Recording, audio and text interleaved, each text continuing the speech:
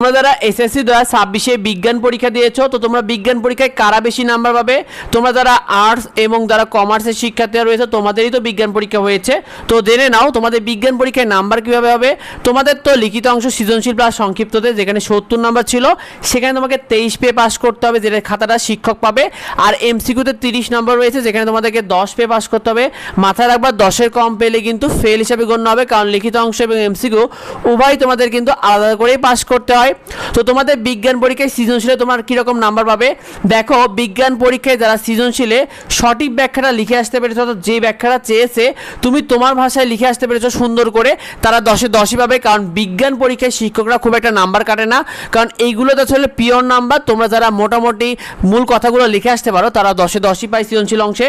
আর যারা মোটামুটি লিখে আসতে পারে তারা প্রতিটা সৃজনশীলে প্রায় 10-এর মধ্যে 9 অথবা 8 করে পায়। কারণ শিক্ষকরা বিজ্ঞানে খুব একটা নাম্বার কাটে না, কারণ তোমরা যারা শিক্ষকদের মূলত কথা যে তারা যে উত্তরটা চায় সেই উত্তরটা যদি তুমি কাছাকাছিও লিখে আসো তারা ভালো নাম্বার দিয়ে থাকে।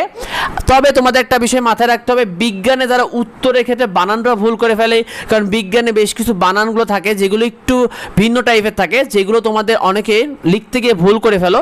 এই বানানগুলো যদি ভুল হয় তাহলে কিন্তু নাম্বার কাটা যাবে, কারণ এইগুলো শিক্ষকরা একটু সেন্সিটিভভাবে দেখে। আর সংক্ষিপ্ত প্রশ্নে তোমরা সংক্ষিপ্ত প্রশ্নে অনেকে টেনশনে রয়েছো। সংক্ষিপ্ত প্রশ্ন খুব একটা বড় করে লেখার প্রয়োজনও নেই, কারণ তোমাদের বিজ্ঞানে খুব একটা বড় করে লেখার প্রয়োজন পড়ে না। তোমরা যারা মোটামুটি তোমাদের ভাষায় বুঝিয়ে লিখে আসতে পেরেছো সেই প্রশ্নগুলোতে তোমরা 2-এ 2 করে পাবে। তোমরা সংক্ষিপ্ত প্রশ্ন 5 থেকে 6 লাইন করে লিখলেই তোমরা ভালো নাম্বার পেয়ে যাবে। তবে বিজ্ঞানে তোমরা যারা উল্টাপাল্টা লিখেছো বা সংক্ষিপ্ত প্রশ্ন যারা একদমই উল্টাপাল্টা লিখেছো, যা চেয়েছে তা কিছুই লেখনি, তাহলে কিন্তু পুরো নাম্বারই কাটা যাবে সংক্ষিপ্ত প্রশ্নে, এটা তোমরা মাথায় রেখো। আর কয়টা এমসিকিউ হলে এবং লিখিত অংশে তুমি কত পেলে এ প্লাস পাবে দেখো। এমসিকিউতে তোমার যদি 18টি হয়ে যায় তাহলে তুমি আশা রাখো যে তোমার এ প্লাস চলে আসবে। তবে যারা 21-22টা হবে তোমাদের জন্য এই প্লাসটা অনেকটা সেফ জোন হয়ে যাবে, কারণ লিখিত অংশে তোমরা প্রতি বছরই অনেকে অনেক ভালো লিখো, 62, 63, এমনকি 65 প্লাস অনেকে নাম্বার তুলে ফেলে। তো এবারও তোমরা অনেকে ভালো করবে। আর এছাড়াও তোমরা যারা মোটামুটি লিখবে তারাও প্রায় 57 থেকে 58 প্লাস নাম্বার ইনশাল্লাহ তুলে ফেলতে পারবে সৃজনশীলে।